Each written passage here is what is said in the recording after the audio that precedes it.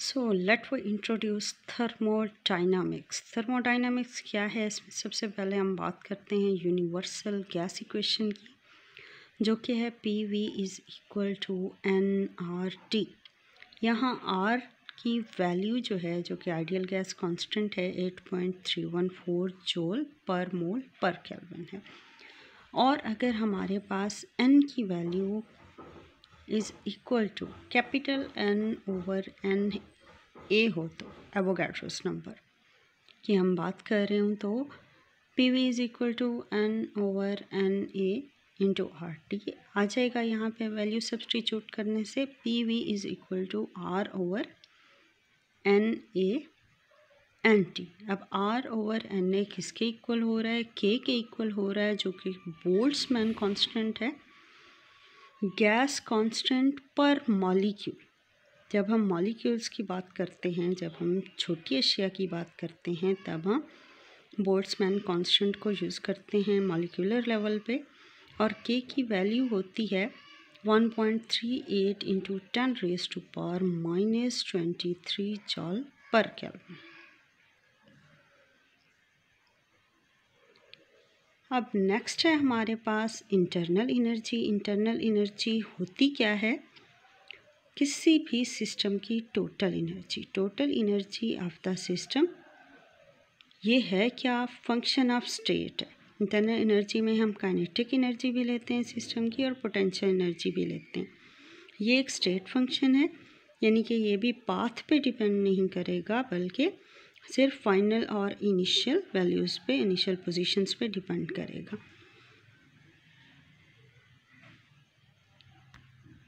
और इसको हम लेते हैं कि ये सिमिलर है ग्रेविटेशनल पोटेंशियल एनर्जी के।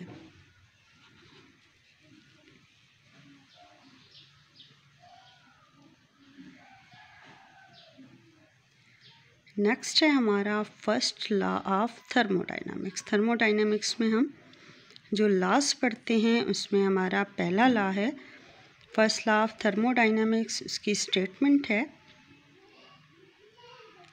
in any thermodynamic process when heat Q is added to a system, this heat energy appears as an increase in the internal energy delta U plus W work।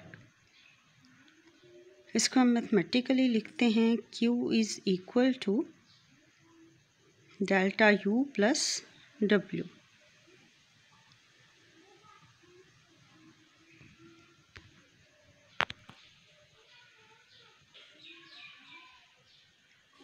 अब first law of thermodynamics को अगर हम apply करें isothermal processes में, तो isothermal processes में जैसा कि हम सबको पता है कि वहाँ पे टेम्परेचर सेम होता है, तो delta U equal to zero होगा। काइनेटिक एनर्जी में कोई भी चेंज नहीं आएगा, तो change in kinetic energy delta U equal to zero होगा।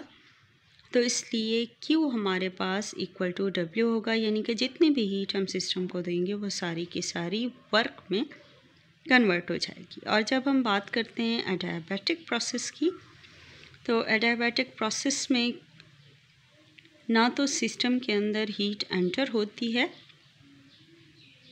और ना ही सिस्टम को हीट लीव करती है, यानी कि सिस्टम नो हीट एंटर्स और लीव्स द सिस्टम। तो इस सूरत में वर्क डन कैसे होता है? वर्क डन होता है on the expense of internal energy E।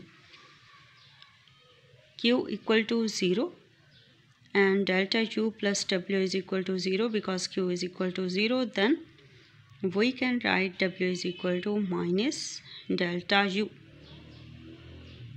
Work जो होगा वो negative of gradient of potential energy, internal energy के इक्वल होगा।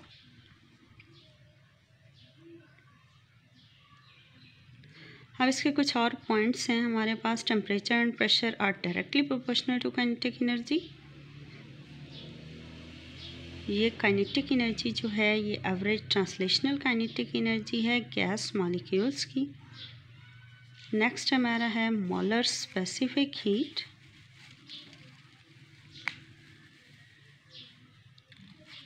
मोलर स्पेसिफिक हीट पहले हम देखेंगे कांस्टेंट वॉल्यूम पे क्या होती है। The amount of heat transfer required to raise the temperature of 1 mole of a gas through 1 Kelvin.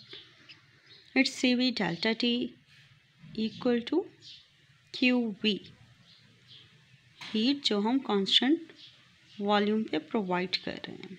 तो QV हमारे पास किस चीज़ के इक्वल था? जब हमारे पास कांस्टेंट वॉल्यूम होता है तो डेल्टा U के इक्वल होता है।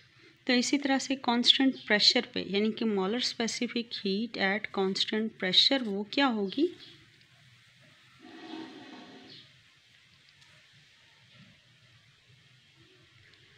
CP delta T is equal to QP, वो हीट जो हम कांस्टेंट प्रेशर पे अपने सिस्टम को में ऐड कर रहे हैं। तो molar specific heat at constant pressure minus molar specific heat at constant volume is equal to R, which is universal gas constant, और इसकी कांस्टेंट वैल्यू होती है जो लेक्चर के स्टार्ट में मैं बता चुकी हूँ।